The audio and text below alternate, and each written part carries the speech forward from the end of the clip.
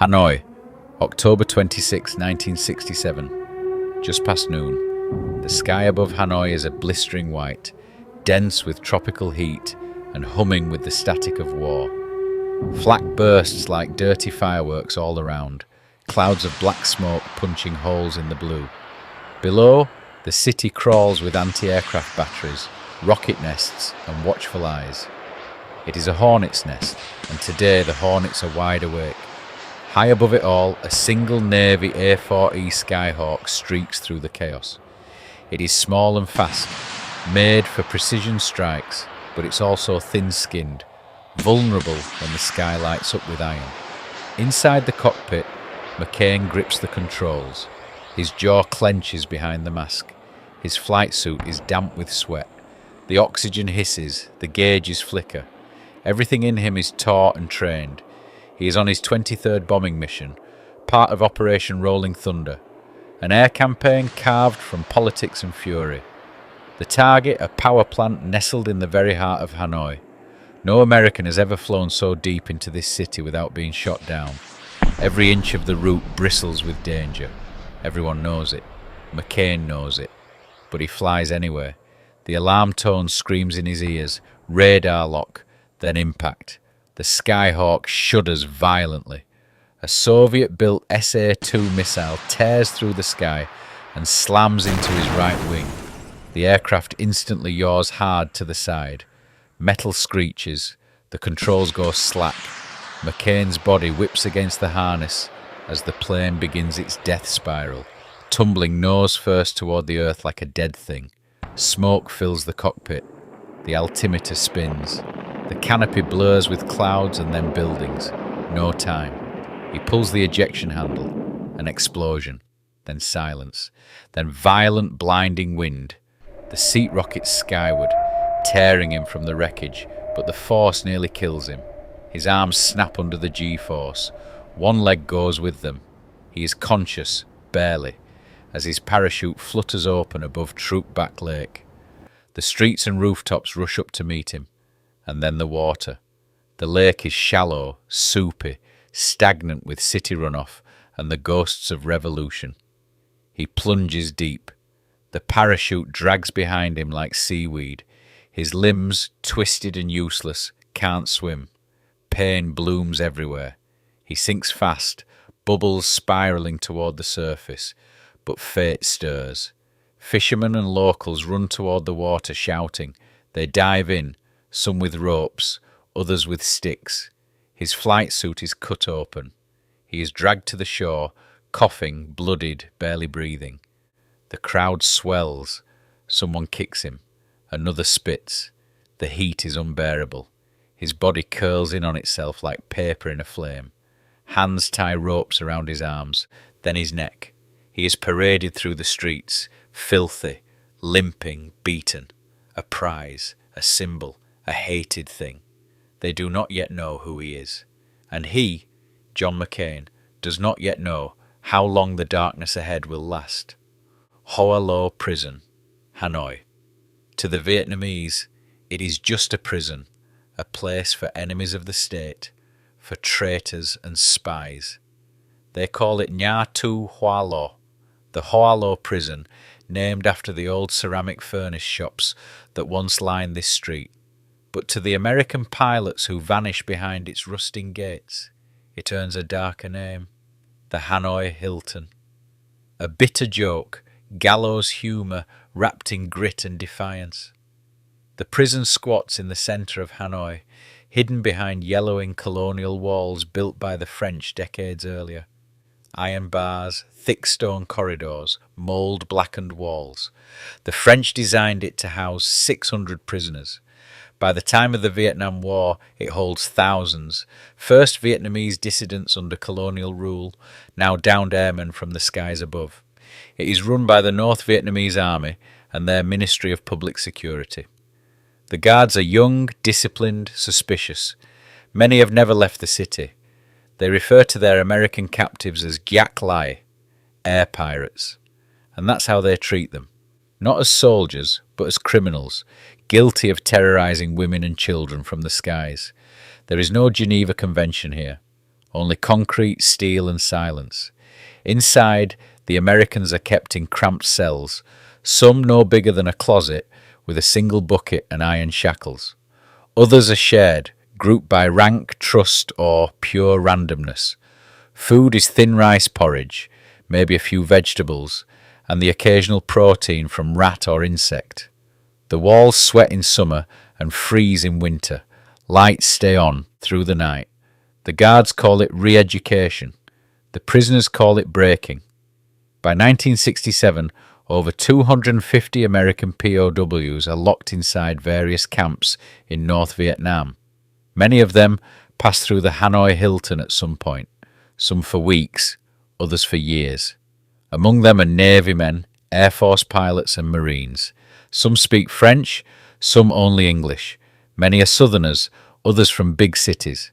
Their only commonality is that none of them expected to survive. Now, a new one arrives. McCain. Inside the walls of Hoa Lo prison, mockingly known by American POWs as the Hanoi Hilton, time ceases to move in the way a free man understands it.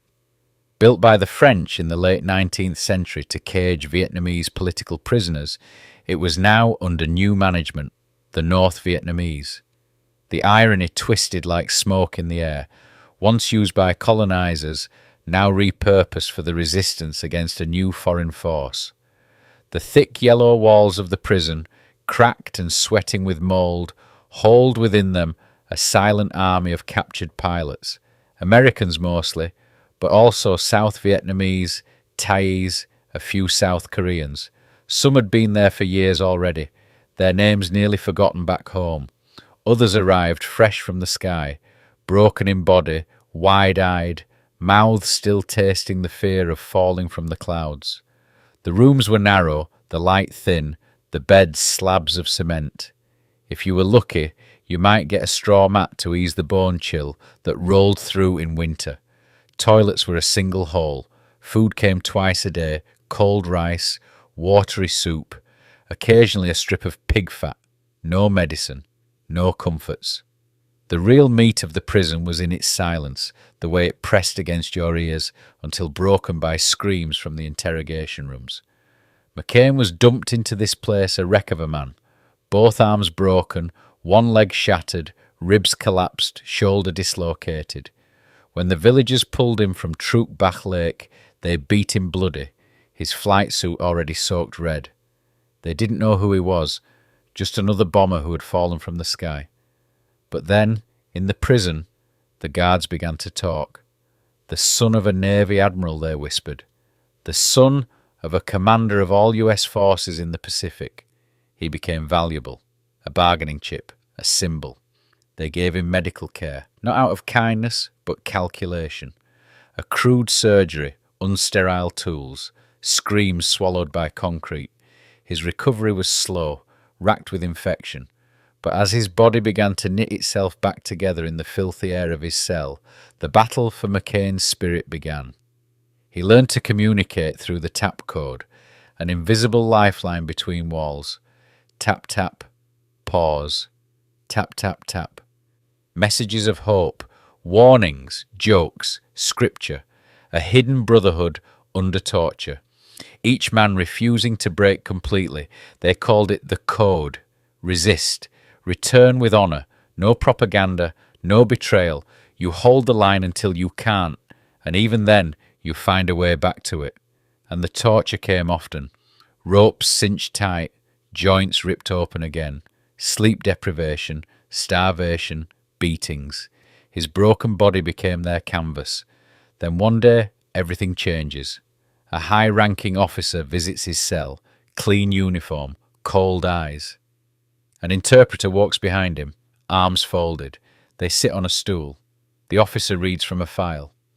McCain can't understand the words, but he sees something in the interpreter's face, something smug. The interpreter speaks. "We know who your father is. Admiral McCain, yes? Commander of Pacific Forces." McCain says nothing. "You are valuable. We will release you. You can go home. Today." He's stunned. Every instinct screams yes. He's dying in here. He knows it. The others know it. Bones stick out from his skin like branches. He hasn't walked in months. He can't lift his arm. But there's one problem.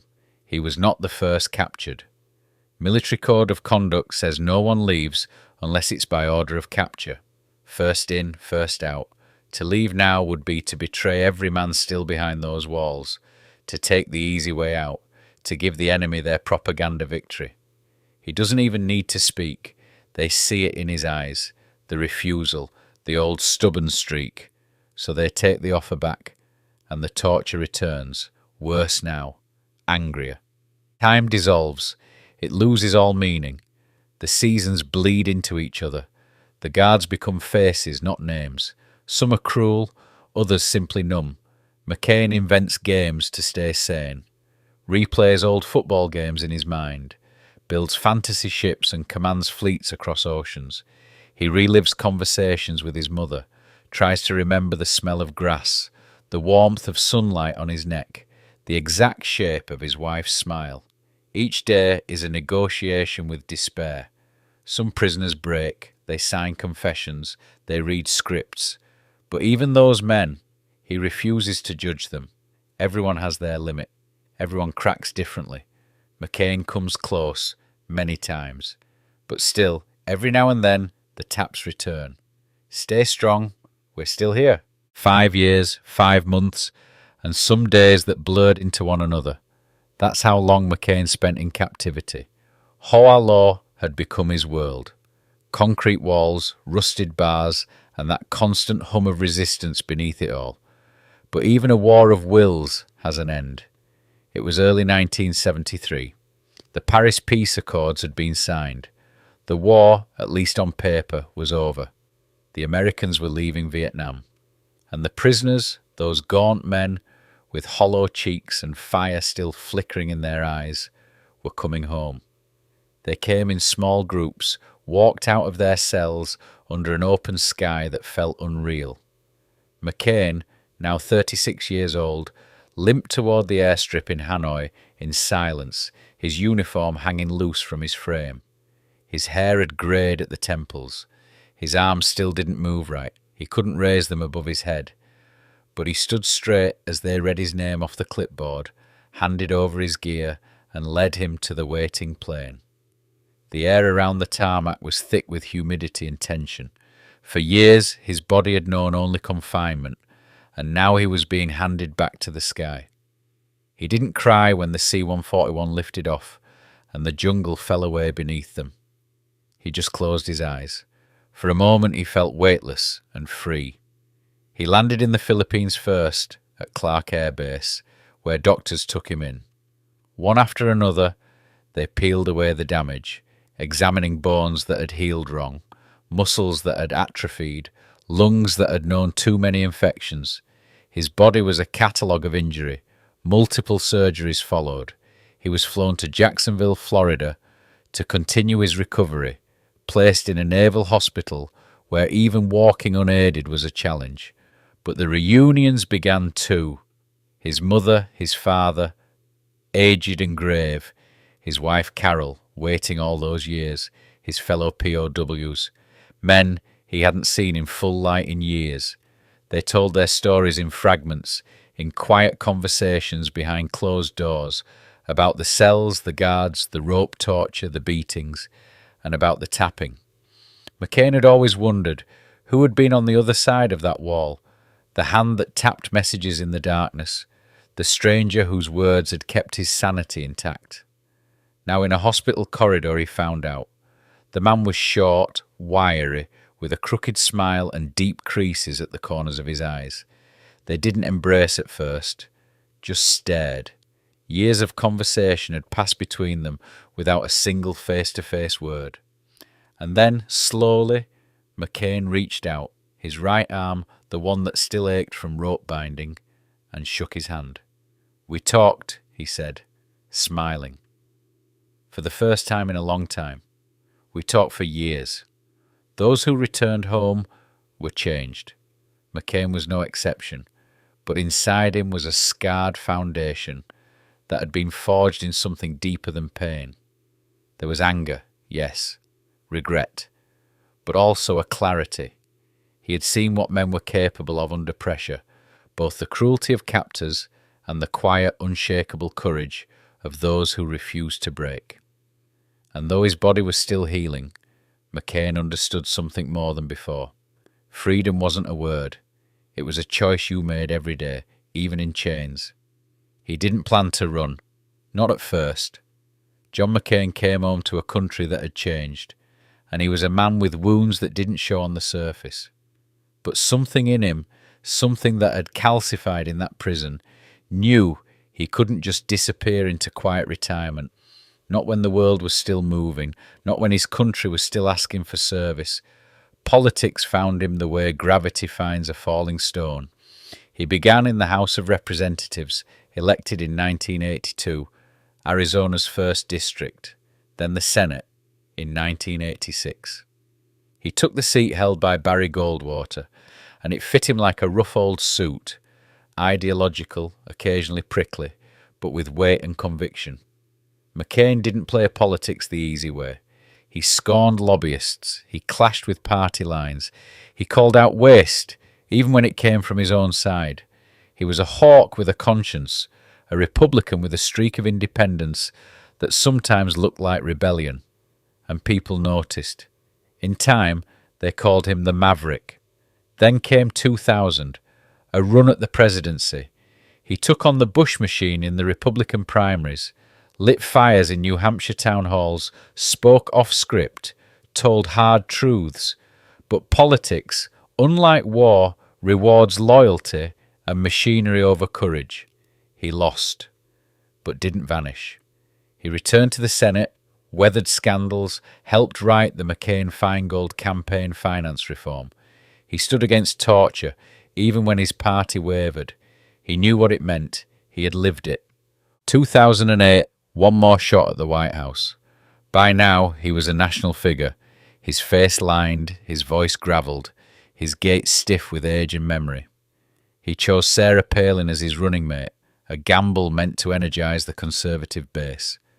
At first it worked, crowds swelled, the press circled, but soon things spun, interviews faltered, the campaign narrative slipped from his hands, and then a town hall meeting, one that would linger in the national memory. A woman stood, uneasy and misinformed. She said Barack Obama was an Arab, that he couldn't be trusted. The crowd murmured. McCain took the microphone back gently, firmly. "No, ma'am," he said. "He's a decent family man citizen that I just happen to have disagreements with." It was a rare, unscripted moment of grace in a toxic election cycle. He lost the race, but gained something else, the respect of many who had voted against him. He stayed in the Senate until the end. He fought battles over immigration reform, healthcare and foreign policy with the same grit he'd shown in his youth. In 2017, his scarred body was diagnosed with glioblastoma, an aggressive brain cancer. He fought it as he always had, but this was a war not even McCain could outlast. He died on August 25th, 2018. His funeral was a gathering of former presidents, senators, soldiers and citizens, Democrats and Republicans, foes and friends. His body lay in state in the Capitol Rotunda, a rare honour. The last time he crossed the floor of the Senate, it was to cast the decisive vote against repealing the Affordable Care Act. His thumb turned downward like a Roman senator, a symbol, a statement. McCain was never simple. He could be stubborn, short-tempered, imperfect. But in the arc of a life that began in a Navy cradle and ended beneath the stars of the Arizona sky, he showed America something rare, honour, that didn't ask for applause. In the silence after his passing, you could still hear the tap of a cord from a cell in Hanoi.